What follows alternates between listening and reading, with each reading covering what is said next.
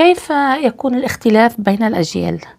يرى علماء التربية والاجتماع أن السبب الرئيسي للصراع والخلاف بين الأجيال هو اختلاف الآراء بينها، وهذا الاختلاف يمكن أن يقودها إلى صراع وخلاف يظهر بقلة المرونة في التعامل وعدم تقبل الآخر ورفض إصلاح الأخطاء والتمسك بالعادات حتى وإن كانت خاطئة، ورفض التغيير والنقد المستمر للآخر وغياب الحوار والفهم.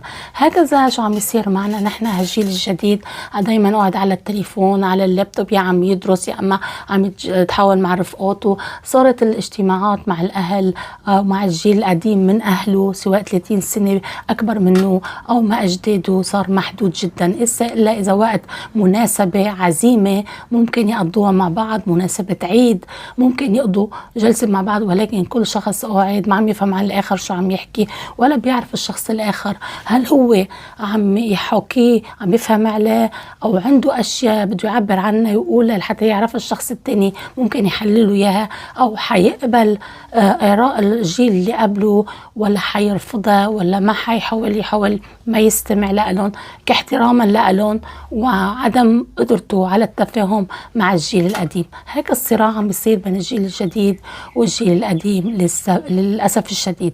طبعا نحن بنتربى على عادات أهلنا وتقاليدهم وعادات بناخد منهم الأشياء الحلوة وبنتأقلم بالبيئة اللي حوالينا من جيراننا من أصحابنا من معارفنا. اللغة بنتعلمها من الأهل بالبيت وبنتقنها، بنعرف أشياء كل أم كيف بتحكي مع أولادها، كيف الطريقة كيف بتحاول تحاور معه.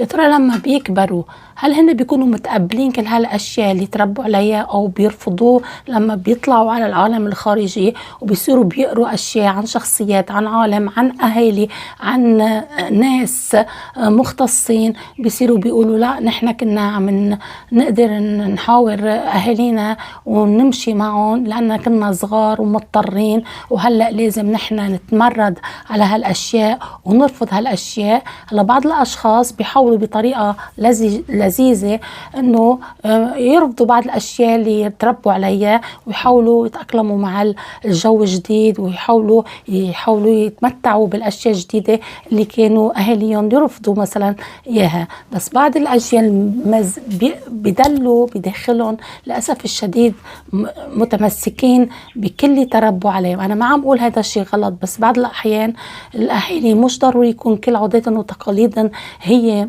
لازم يتربوا عليها أولادهم كما كانوا، لأنه في عندهم أشياء وعادات وتقاليد ممكن تكون خاطئة عم يربون عليها، والولد حتى احتراما لأهله ما بده يزعلهم لأنه بيحبهم. طبعا كل الأولاد بيحبوا أولادهم، ما بده يزعلهم، بيصير بيتمسك بهالأشياء بدون حتى يرفض إنه يرفضها بعقله الباطن، مع انه هو بعقله ما بده يتمشى مع هالاشياء، بس لكن في شيء بيترسخ بذهنه انه هيدا اذا قلت لا ما بدي اعمل هيك مثل ما تربيت عليه، مثل ما امك عم تقول لك، مثل ما ابوك، مثل ما ستك، مثل ما جدك، انت بالنهايه قرارك انت واقتناعاتك انت مع تماشي مع العصر الجديد. طبعا حافظ على العادات والتقاليد والدين والثقافه وكل هالاشياء اللي احنا تربينا عليها، طبعا هي مفيده، ولكن ناخذ المنيح المناسب لأن اللي بيتماشى مع الجو العصر اللي عم يعيشوا الجيل الجديد لحتى يقدروا يعيشوا بهناء، ما يقدروا دايما معصبين منكدين على حولهم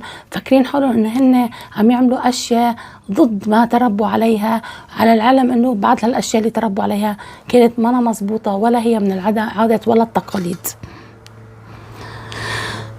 لنرى كم عدد السنين بين الجيل والجيل. الجيل هو مرحلة التعاقب الطبيعية من أب إلى ابن، ويعرف تقليديا على أنه متوسط الفترة الزمنية بين ولادة الآباء وولادة أبنائهم.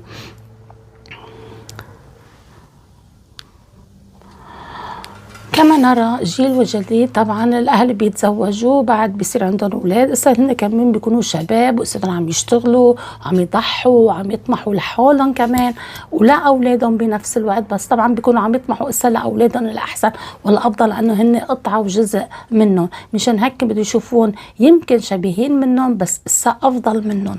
ما لازم يتمسكوا بكل الاهل اللي بيعملوه او كانت سواء عمل او مهنه او شيء، الولد لازم يختار اختيار. الجيل الجديد هو بيعرف شو بده، كل واحد عنده موهبة، عنده مهنة بحب يقوم فيها يحترفها.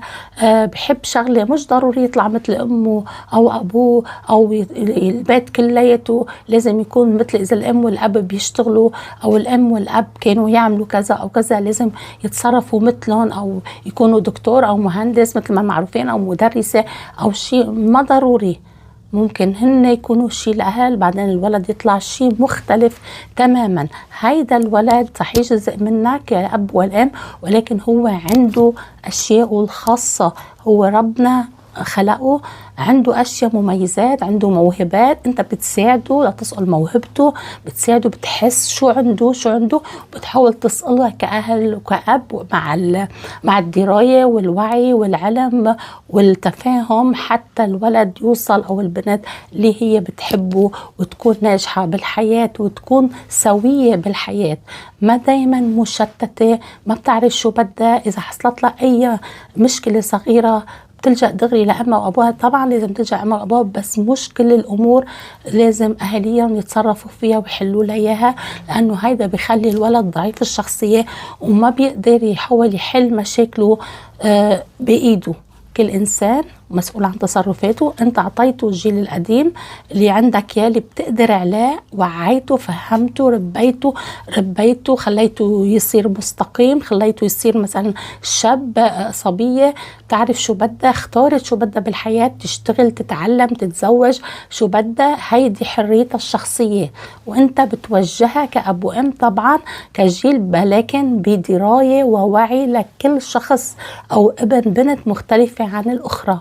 كل شخص بالبيت، إذا عندك كم ولد، كل ولد تفكيره يختلف، كل ولد بحب شيء، كل ولد تصرفاته وانطباعه مع الأهل أو أمه أو أبوه يختلف. كل إنسان عنده صحيح أخذ من جيناتك، ولكن هو فرد مختلف تماما، خلقه الله، له حرية بالاختيار، له حرية بالوعي، بيعرف بيتصرف. انت كبرته وجهته على الطريق السليم، ساتتركه لوحده. أبناؤكم ليس أبناؤكم ولكن هم أبناء الحياة، أولادكم ليسوا لكم ولكنهم أبناء الحياة. طبعا هن لازم يعرفوا يكتشفوا الحياة، يخبطوا فيها، يعملوا. طبعا ما ان شاء الله ما بتصير مصيبة كبيرة او مآسي، طبعا الاهل دايما على دراية بيكونوا موجودين لهذا، ولكن خلي يتخبط بالحياة. انت امنت عليه، ثبت له، عرفت شو بده، لكن لازم يواجه الصعوبات. الحياة فيها صعوبات كثيرة ومشاكل كثيرة. إذا البنت أو الشاب دايما بدهم يعتمدوا على أهاليهم أو الجيل الجديد بكل شغلة، ما بيقدروا يحققوا أي شيء بحياتهم. لو الأهل ساعدون بأي شيء، بالمال، بالمعنويات، بكل شيء، ولكن الولد والبنت بيطلعوا غير سويين نفسيا وبيدمروا. إذا كبروا وتزوجوا بيدمروا أولادهم، بيصيروا بيفكروا ان هن بدهم يربوا اولادهم مثل ما تربوا هن، وهن هيك تربوا، وهو هيدا خطأ. بيكون الخطأ عم يزيد اكثر واكثر. تحدثنا اليوم عن الجيل الجديد والجيل القديم. معكم نبيها حدارة عبر الفيسبوك بايج. يسعد مساكم بكل لغات العالم.